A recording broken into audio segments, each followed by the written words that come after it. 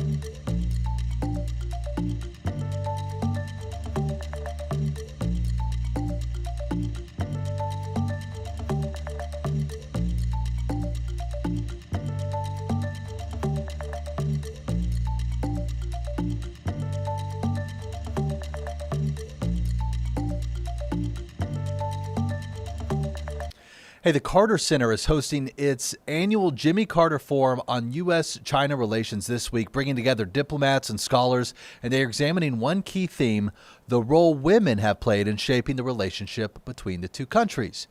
Happy to be joined this morning by Dr. Yawei Liu, a senior advisor on China at the Carter Center. Dr. Liu, good morning. Thank you for your time. Good morning. Thank you for having me. This forum has been going on for more than a decade now. Why was this the right moment to center this year's conversation specifically on women and diplomacy? Well, women has played a very important role in sustaining peace worldwide, and American women and Chinese women have also played a vital role in stabilizing this relationship and making this relationship mutually beneficial to both nations. It's a time of real tension between Washington and Beijing. What role can this forum play when there may not exactly be a lot of dialogue going on between the two countries? Well, there are actually quite a lot of dialogues going on between the two countries. I think Secretary Besson and his counterpart from China just met in Davos, Switzerland, and President Trump is invited to visit China in April. But at the same time, I think people to people exchange, that's what the Carter Center has been doing over 20, 30 years, are more important because we need to have better, more objective perception of each other so that we can inform our leaders not to make miscalculation. How grave is this moment that we find ourselves in? I mean, can you put it into context for us? You mentioned Secretary Bessent there, so we're talking tariffs, but there's also geopolitical tensions. I mean, what is the 2026 relationship between the U.S. and China like compared to years past? Well, the most important thing, of course, is this trade dispute between the two countries. President Trump and President Xi have agreed to put this into a one-year peace, but he's going there, and the Chinese leader is coming here. There's also the issue of Taiwan that many here in the U.S. are calling it the Davidson window. Admiral Davidson predicted that China is going to use force in 2027. So this year turns out to be very important, not just economically, but also geopolitically. And I tell you, I don't know if you saw the Brookings Institute releasing an article yesterday, some analysis about 3 potential pathways for U.S.-China relations under President Trump. And we have it pulled up here. And it basically laid out 3 possible pathways under the current U.S. administration, ranging from what they call a soft landing, a hard split, or what they call the most likely scenario being both sides trying to buy time and build insulation around their competition. Under the current theme that you guys have going on this week, I guess the question is, how do you see the role of women in diplomacy fitting into this pattern? I mean, can female leaders actually shift the relationship towards cooperation at this point instead of calm and escalation?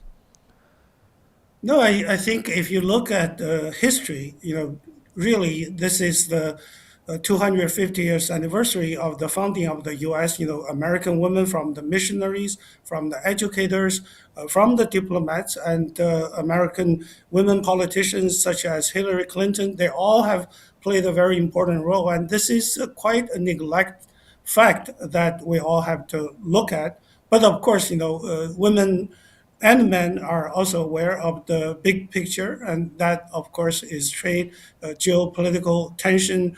I think regarding the Brookings report, a better scenario or prospect is peaceful coexistence that President Carter initiated when he made the decision in 1978 to normalize the relationship, and that's what we are struggling and striking for. Dr. Liu, tell us a little more about the forum this week. Can anybody attend? How can they do it? And what are the dates? So the dates is tomorrow at 5 o'clock. The forum will begin with a free and public concert. And then we have a former senior diplomat, Sarah Biren. She will give the keynote speech moderated by our own Bevington, who is the president of World Affairs Council of Atlanta. So all people locally and from other places are welcome to come to the Carter Center. And also Friday all day, we will have 4 panel discussions on the role of women, on gendered view of each other, as well as discrimination faced by women here in the U.S. and there in China. Dr. Liu, I'm just curious to know, for folks who aren't, policy experts, thinking about the future of U.S.-China relations, what's the biggest thing we should be watching over the next year or two? Is it trade and tariffs, or do you think it's Taiwan or something else? No, I think this is 2026 is the big year that President Trump will go to China and the Chinese leader will come over here. So in terms of the state visit, the last visit by President Xi was in 2015, so it's 11 years ago, even though he was in San Francisco in 2023, even though he met with President Trump, in South Korea, but visiting each other, and particularly for President Trump to go to China to talk to the Chinese people, and for the Chinese leader to come here to talk to the American people, that's very important. Let's remind us of last, the main Chinese leader that was invited by President Carter to come here. He came to Atlanta in 1979. That made all the difference. I was a college student when I watched that. It just changed my view of the United States. Period. Dr. Liu, we'll leave it there. Thank you so much for your perspective, your expertise on a complicated topic. We'd love to have you back, and good luck at the forum this week. Looking forward to seeing you and all others in Atlanta. Thank you. Thank you, sir. Dr. Liu, Senior Advisor on China at the Carter Center.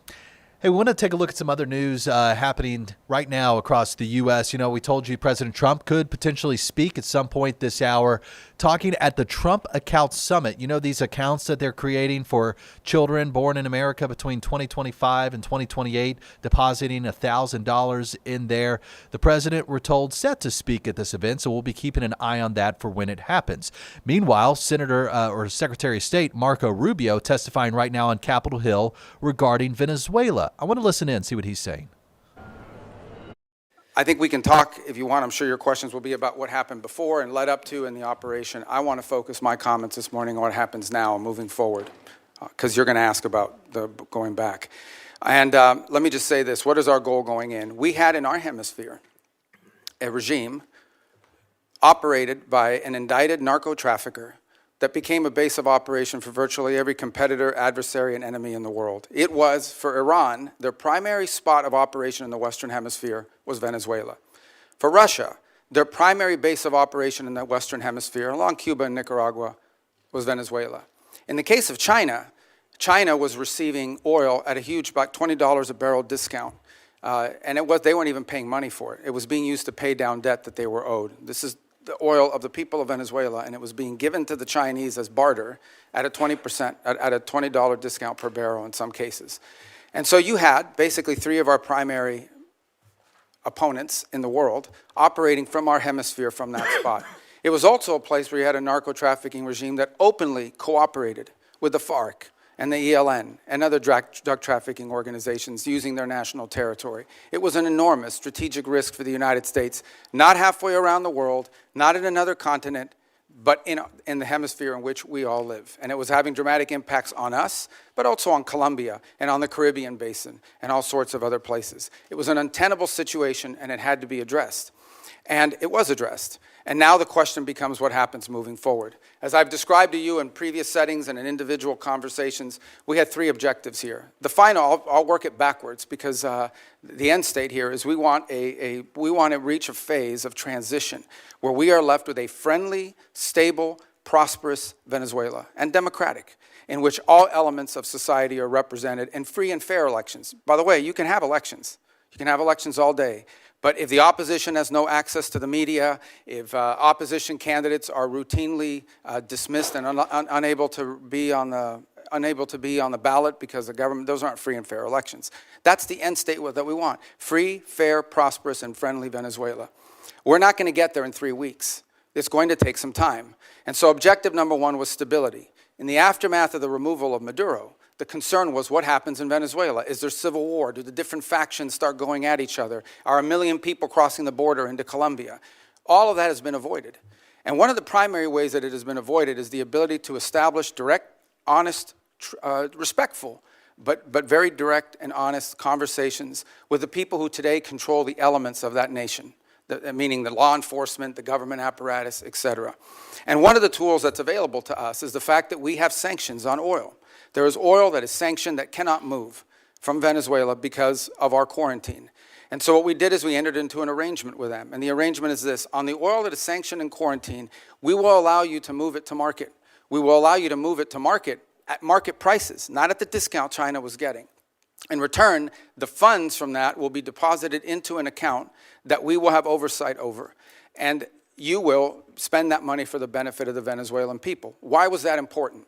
Venezuela was running out of storage capacity. Okay? They were producing oil, they were drilling oil, they had nowhere to put it. They had nowhere to move it, and they were facing a fiscal crunch. They needed money in the immediacy to fund the police officer, the sanitation workers, the daily operations of government. And so we've been able to create a short-term mechanism. This is not going to be the permanent mechanism, but this is a short-term mechanism in which the needs of the Venezuelan people can be met through a process that we've created, where they will submit every month a budget of this is what we need funded. We will provide for them at the front end what that money cannot be used for. And they've been very cooperative in this regard. In fact, they have pledged to use a substantial amount of those funds to purchase medicine and equipment directly from the United States. As in fact, one of the things they need is diluent, depending how you want to pronounce it. And that basically is the light crude that you need to mix with their heavy crude in order for the oil to be able to be mixed and moved. They used to get 100% of that from Russia. They are now getting 100% of that from the United States. So we're using that short-term mechanism both to stabilize the country, but also to make sure that the oil proceeds that are currently being generated through the licenses we'll now begin to issue on the sanctioned oil goes to the benefit of the Venezuelan people, not to fund the system that existed in the past. The second is a period of recovery. And that is the phase in which you want to see a normalized oil industry. Again, look, we've got plenty of oil. There's plenty of oil all over the world. Canada produces heavy crude, so it's not like Venezuela's oil is unique in that regard, despite the fact they have the largest known reserves in the world. It's not irreplaceable. But we understand that that is the lifeline. Their natural resources are going to allow Venezuela to be stable and prosperous moving forward. And so we have created what we hope to do is transition to a mechanism that allows that to be sold in a normal way, a normal oil industry, not one dominated by cronies, not one dominated by graft and corruption. To that end, the authorities there deserve some credit. They have passed a new hydrocarbon law that basically eradicates many of the Chavez-era restrictions on private investment in the oil industry. It probably doesn't go far enough to attract sufficient investment, but it's a big step from where they were 3 weeks ago. So that's a major change. We can address some of the other components, but I'll run out of time. But one of the parts of the transition phase, or the recovery phase, is beginning to create space for different voices inside of Venezuelan politics to have an ability to speak out. Part of that is the release of political prisoners. By some estimates, up to 2,000. They are releasing them. They are releasing them probably slower than I would like them to, but they are releasing them. And in fact, you're starting to see some of the people being released beginning to speak out and participate in political life in the country. We have a long ways to go. Look, we can talk in more detail about all of these things. Suffice it to say, I'm not here to claim to you this is going to be easy or simple.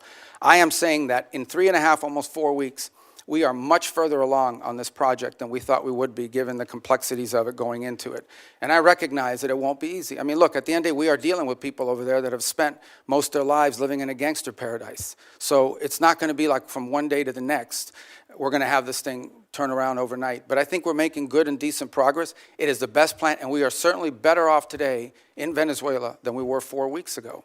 And I think and hope and expect that we'll be better off in 3 months, in 6 months, in 9 months than we would have been had Maduro still been there. So thank you. Well, thank you, Secretary Rubio. We'll now do a round of questions, 5 minutes each. I'd like to start, and I'd ask you to go. I understand we're not in a classified setting, but I think a lot of people had no understanding of the groundwork that was done before the actual action took place. I was incredibly impressed with what you told me about how you, the president, negotiated with parties there on the ground, particularly the parties who were going to be in charge after Maduro was removed. And I wonder if you could talk about that for a minute, understanding that we aren't in a classified setting. And I'd like to, if you could, say a few things about it. Well, one of the things I've come to maybe more fully appreciate than I didn't when I was here in the Senate was the number of contingencies that the Department of War plans for all over the world. The overwhelming vast majority of them will never come to fruition. But there's all kinds of contingencies that are planned for. And one contingency that had to be planned for is the fact that sitting in Venezuela with a $50 million reward on his head was an indicted narco-trafficker. In fact, I believe it's the largest reward we've ever issued for anybody. I would remind everybody the Biden administration had a $25 million reward on an indicted narco-trafficker, the same person. And so, multiple administrations from both parties have wanted this man arrested. And one of the options the president had before him was the opportunity, if things didn't work out, to go in and remove this individual because he was wanted in a law enforcement operation. Now, obviously, a law enforcement operation against the de facto head of a regime is not as simple as going after some fugitive hiding in a closet somewhere. It required planning, and it required eliminating anything that was a threat to the forces that were going in to extract him. I want to be clear, and I'll share with you what I've shared publicly. We made multiple attempts to get Maduro to leave voluntarily and to avoid all of this because we understood that he was an impediment to progress. You couldn't make a deal with this guy. Okay? This guy has made multiple deals. He's broken every one of them. As a point of example, he made a deal with the Biden administration, and here was the deal that he made. It was a bad deal. We knew he wouldn't keep it. He made the following deal. Pardon my nephews, his nephews, who were convicted narco-traffickers, convicted already and serving time in jail. Pardon them. Pardon and release Alex Saab, who was his money man, his bag man, primarily in charge of the portfolio with Iran. Release these people. He, in turn, agreed to release some political prisoners, which he did. Many of them were subsequently exiled or rearrested, and that he would hold free and fair elections, which he did not. In fact, he basically disqualified Maria Corina Machado and any other candidate, and Edmundo Gonzalez ends up being the nominee for the opposition party simply because they forgot to ban him, and they forgot to put him on the ban list. And then despite that, he loses an election that everyone around the world recognizes an illegitimate election. So he's made previous deals. In fact, he's broken so many deals, not even the Vatican has been willing to interact with Maduro in the past because he's broken so many of these deals. He's just simply not a guy you can make a deal with. He had no intent of keeping. Secretary of State Marco Rubio testifying on Capitol Hill today before a panel about the capture of Venezuela's leader and his wife earlier this month. Also to the right of your screen, you're watching a summit on the Trump accounts, and below that, a look at stocks right now, an hour into the day's trading. This is what's great about the show here on 11Alive Plus is we can bring you live looks from all across the nation and here at home on breaking news as it happens. What's going on right now as newsmakers are talking. We bring it to you live, and we try to add context as it happens. I can tell you that Trump account summit today, we are expecting to hear from the president along with Secretary Bessent, Senator Cruz, investor Kevin O'Leary is going to be talking. You know him from Shark Tank. Dell CEO Michael Dell also set to talk. He and his wife announced last year they're donating more than $6 billion to some of these accounts. So looking forward to hearing more of the nitty-gritty of all that. In the meantime, we're back in just a couple minutes. Another check your forecast this morning and the weekend ahead. We'll see you in just two.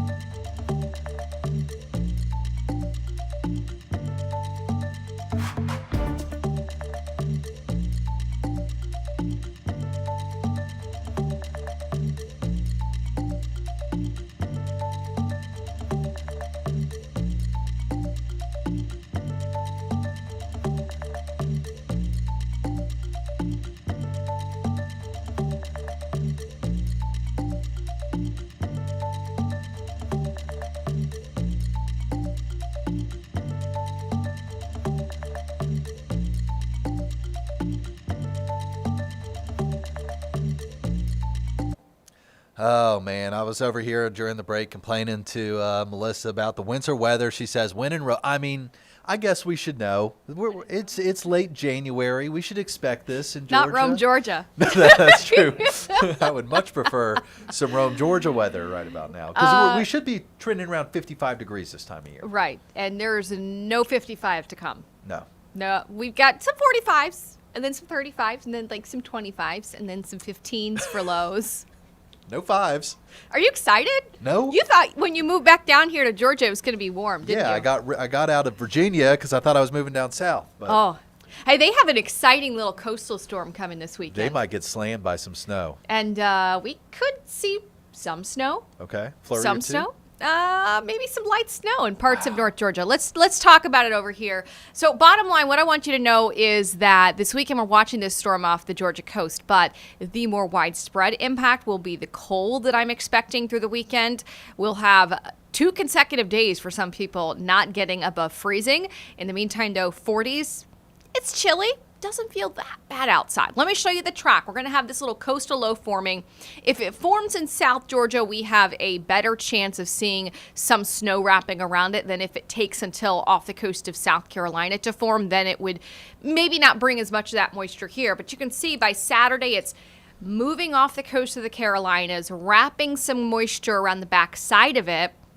So that could send a little snow in our direction as this really cold Arctic air moves in. You can see that coastal storm is rapidly strengthening. You see those little white lines on the map? Those are called isobars, lines of equal pressure. When we see more of those bars rapidly forming, this thing is deepening or strengthening, and it's going to undergo some fancy word called bombogenesis. It's going to be a bomb cyclone.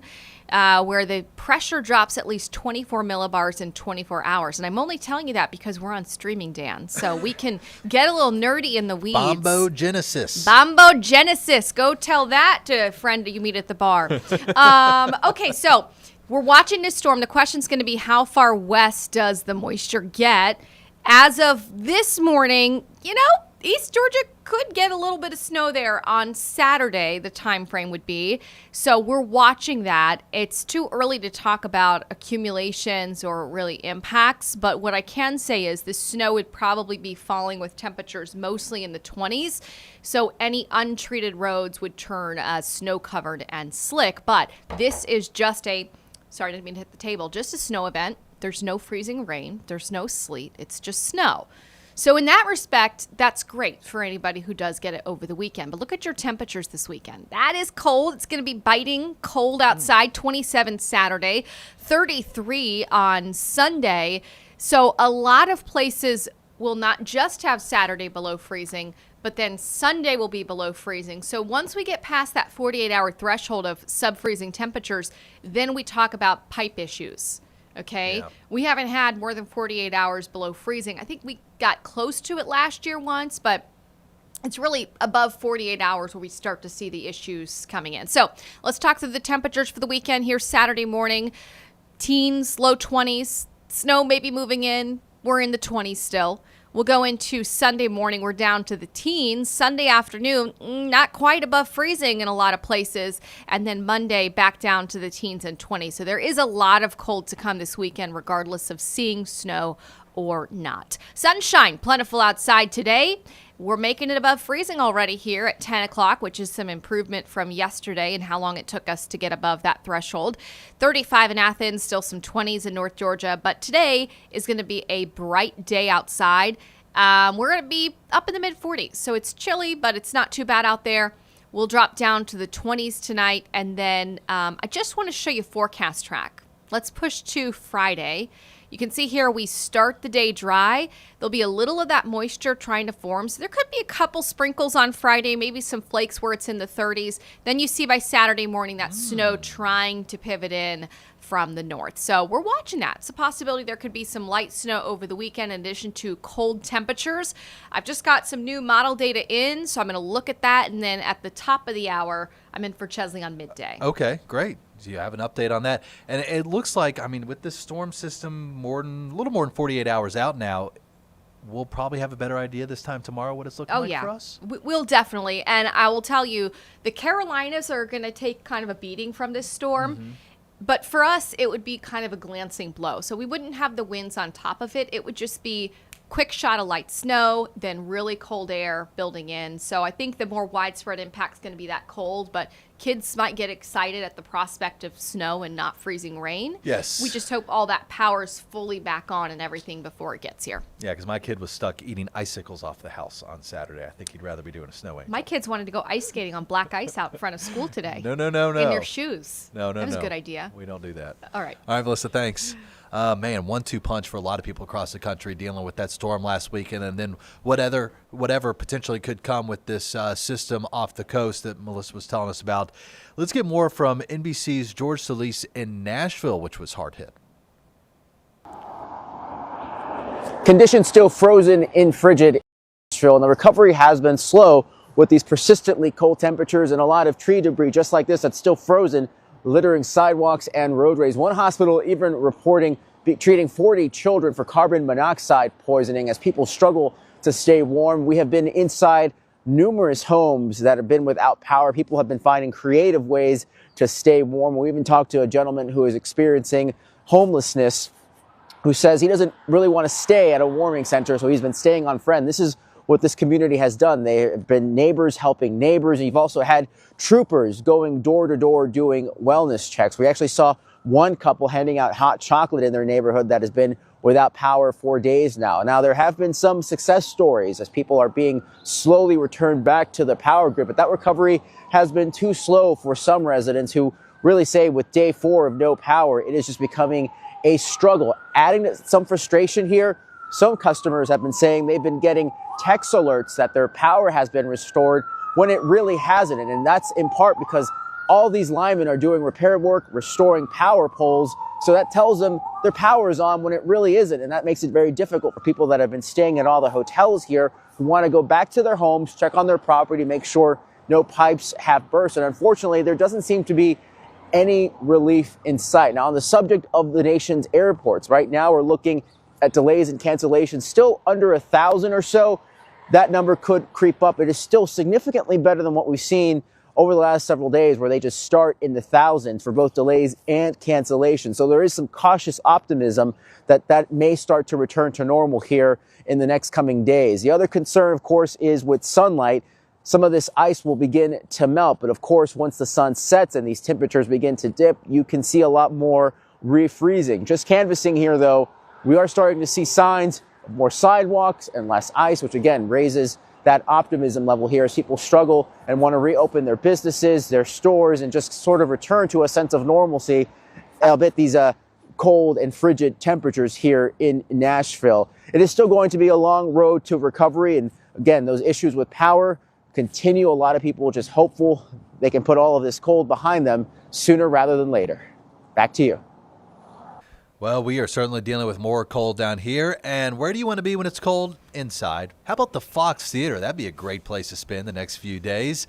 Joe Ripley's standing by right now with information on a performance that pays tribute to the King of Pop. The King of Pop. We're talking about Michael Jackson. Yeah. Dan, wow. The Fox Theater right now putting on MJ, the musical, Broadway caliber show here. This is a show that features a lot of talent, as you might imagine, that takes you through Michael Jackson's couple of days leading up to his Dangerous World Tour in 1992. Well, there is a connection here because the choreographer of this show stopped by Atlanta a couple weeks ago, got to catch up with him, and I said, dude, how are you doing these moves? He's like, I've been practicing since I was 7 years old. That's when I started dancing, and now I want to share that gift with the world. So let's introduce you all watching at home to Justin Prescott. Out, in, out, in. With rhythm in every step and every move in sync, choreographer Justin Prescott coaches the community to do the same. I discovered it very young, and it's something I discovered I was very passionate about, and so I just continue to do that and obviously share it with people around the world. Prescott has been dancing since he was 7 years old. He's sent sequenced moves on Broadway shows, including MJ the Musical, now playing at the Fox Theater in Atlanta. Everybody knows Michael Jackson. Like, if you saw a silhouette of any move of MJ, you'd be like, that's Michael Jackson. He's a pioneer, pioneer of movement, pioneer of style, pioneer of singing. These dancers are learning the basics and learning to move together. You don't want to be static. Torian Cole says dancing the moonwalk is a lot harder than it looks. Everyone else is learning as well, so you don't feel alone. So you feel like I'm okay to make mistakes, but I can also make it better. I think the most fulfilling part is like actually getting it right and hearing everyone cheer at the same time. And we're all like, we mastered it. Mastering these moves is a reminder to Cole to get up and go. I mean, we're always moving, so we're constantly moving, but when you can stylize it, when you're flowing, it's just even better. Like even walking down the street, you got some music in, it just makes your day feel better because you're actually moving with intention. Inspired by the king of pop, Prescott makes it his mission to pass on MJ's legacy with dance, fostering community. We've become so detached a little bit just because of social media. So when we were all in a room, like I was saying to them, like they don't know each other, but for them to support one another, to feel love from somebody you don't know, is different than from your family. So it's just like uplifts people in a way that you don't usually get. Yeah, so MJ the Musical, Dan, is going to be at the Fox Theater through Sunday, February 1st. There are a couple of Atlanta connections in this one as well. Some natives are going to be performing in roles like Tito Jackson, Quincy Jones, and part of Michael Jackson's dance crew. Okay. You seen the show? I have seen the show. Very impressed, especially by the star, right? The guy who plays MJ.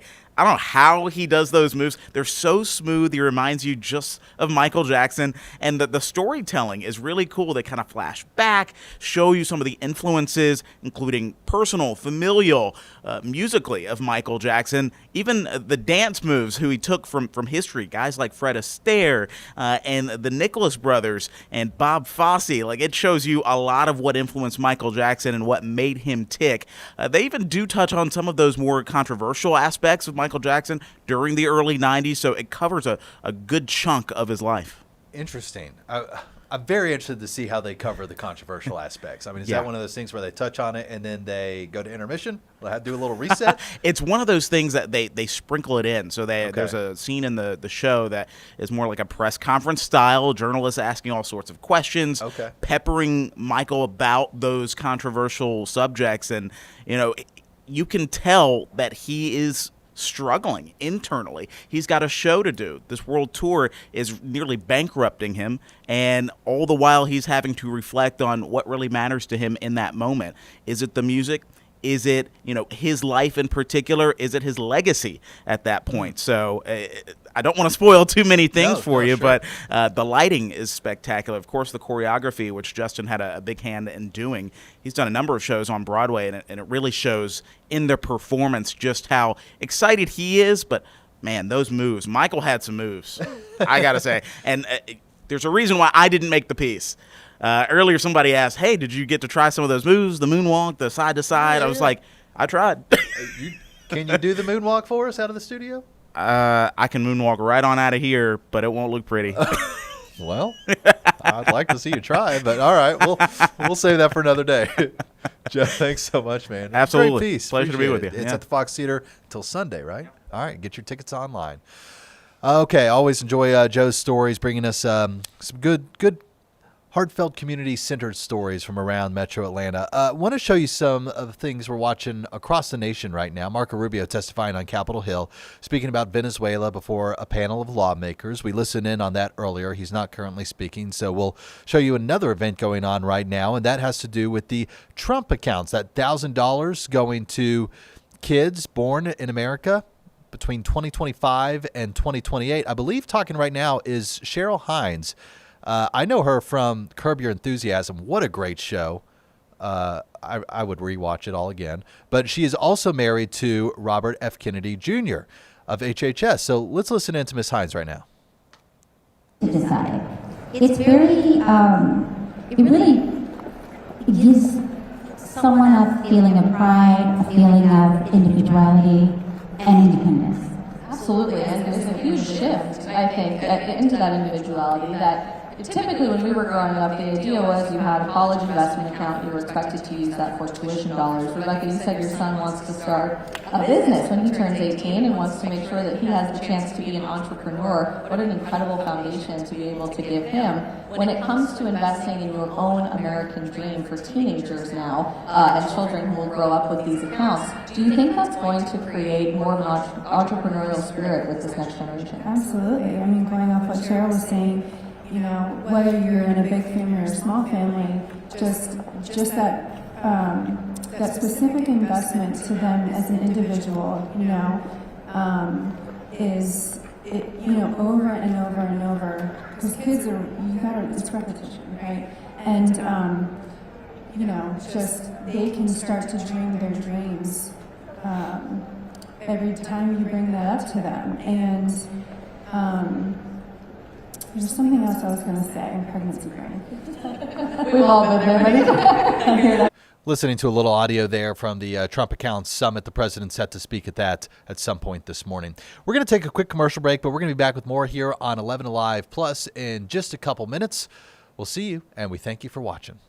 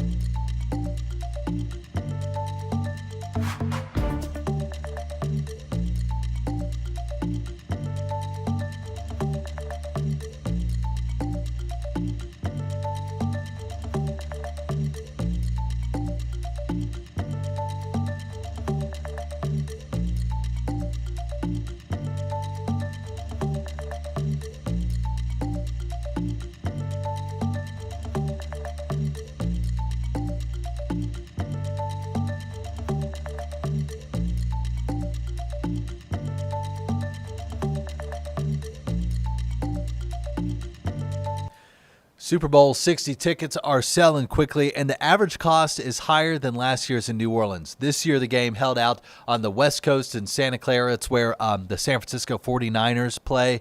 And while attending the game will not be cheap, think about it for out-of-towners. We're talking airfare, hotel, other travel costs that come along with it, in addition to buying a ticket. Dustin Dorsey tallies up the cost of Super Bowl 60 for us and has a look at what fans can expect.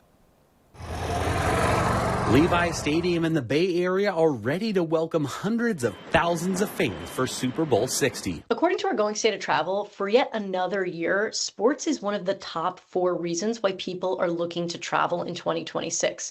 And the Super Bowl is really considered a mega event. Going.com travel expert Katie Nastro says a lot of the costs surrounding this Super Bowl are cheaper than last year's in New Orleans, but that doesn't mean it's easily affordable. Nastro says fans are paying an average of more than $300 for flights to the Bay, with bookings from Seattle and Boston at the top.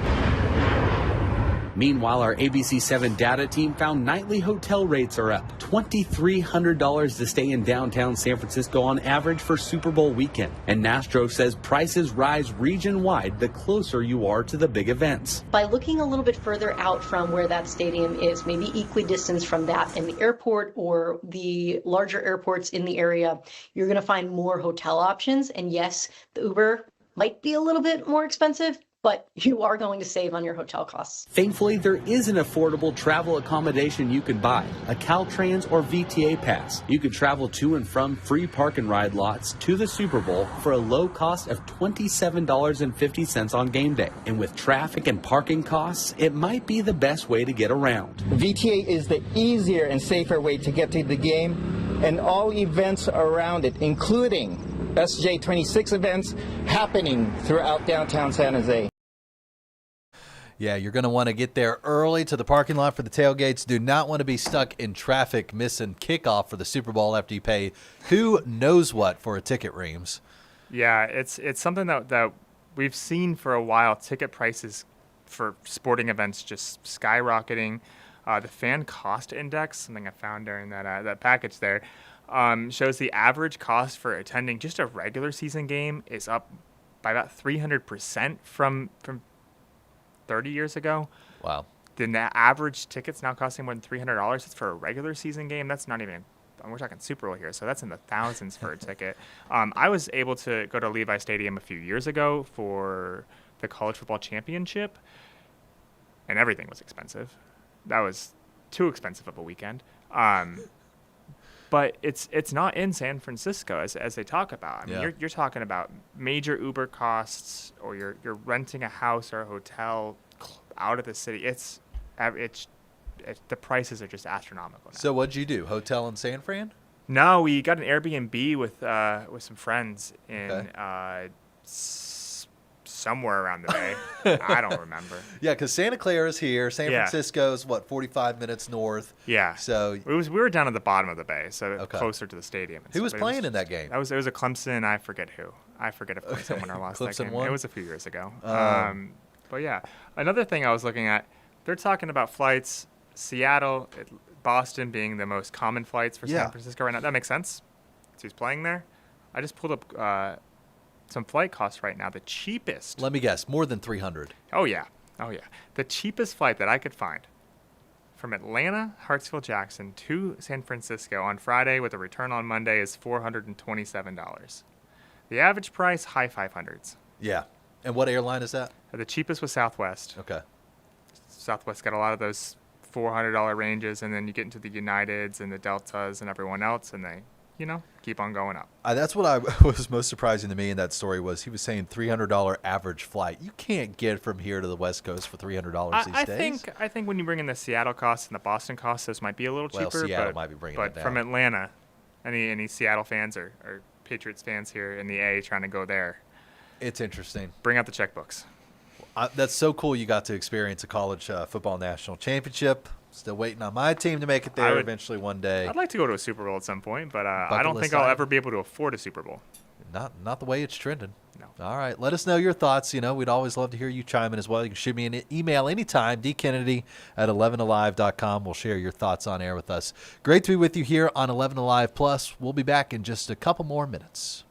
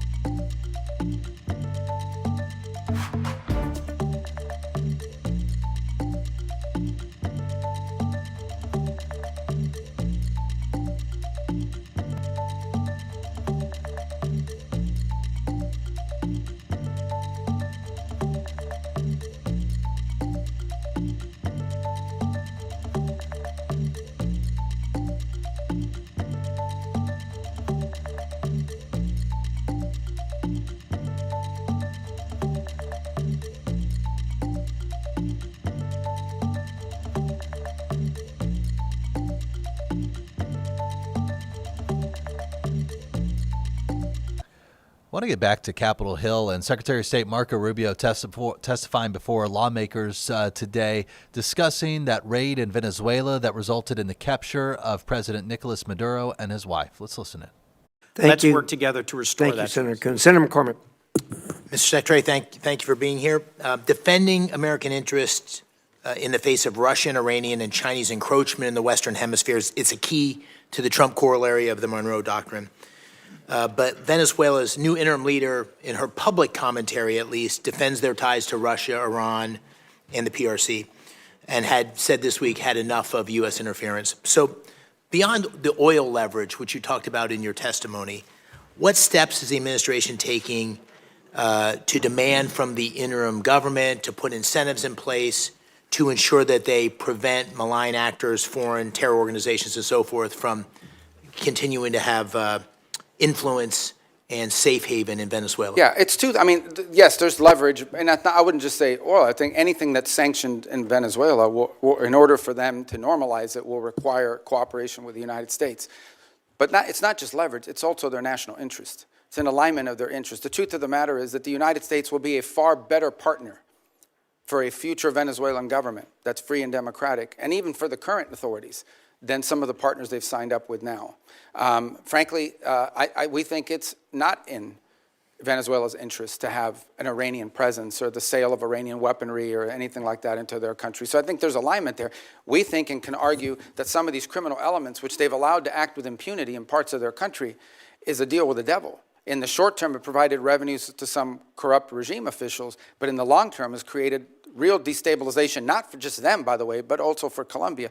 Just understand something. The FARC dissidents and the ELN operate with impunity from Venezuelan territory. They control Venezuelan territory. Yeah. And some of that was through deals with individuals aligned with the regime because they made money off of that. But we don't think that's in the long-term interest.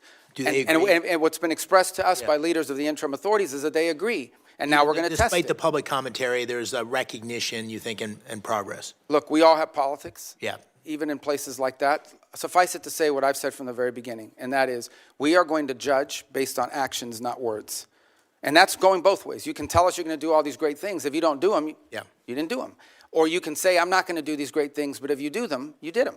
Good. And I think we can point to some things now that show you, just as an example. Think about it. Within 2.5 weeks of Maduro's removal, they passed reforms to their hydrocarbon laws, which basically roll back many of the Chavez-era restrictions on private ownership and investment in their country. It doesn't go far enough. It probably needs to do more, but that's extraordinary. That never would have happened 2 or 3 weeks ago. It certainly wouldn't have happened if Maduro was still there. So I think these are signs of progress. Do they still have political prisoners? They do. But many are increasingly being released every single day, and some are actually being released and beginning to speak out again. And we're going to watch very closely how they're treated and how that happens, because that'll be part of how we judge them and their actions. You not touched words. on my second question, which is this long history of. You're listening to Secretary of State Marco Rubio grilled by lawmakers regarding the Venezuela raid a few weeks ago at the start of this month. More on that coming up a little later today. We'll watch for any headlines out of there. Also still watching for President Trump to speak. He has not done so in the last hour and a half when the Trump Account Summit began, but we'll be watching for that should it happen during our midday show, which, by the way, begins in just about a little over a minute. You can keep things right here on 11Alive Plus, and we're watching some other headlines for you today, including the possibility for wintry weather. Chance of snow. If you were watching, we had Chesley and Melissa on our show over the last couple hours talking about those chances, sitting about 20% right now, but there are some new model data in. What does it show? You were just seconds away from finding out. Also, we're going to have more on this data center debate going on. Yesterday it was in DeKalb County. Today it's in the city of Atlanta, and the key vote happening today. Our Ariana Manise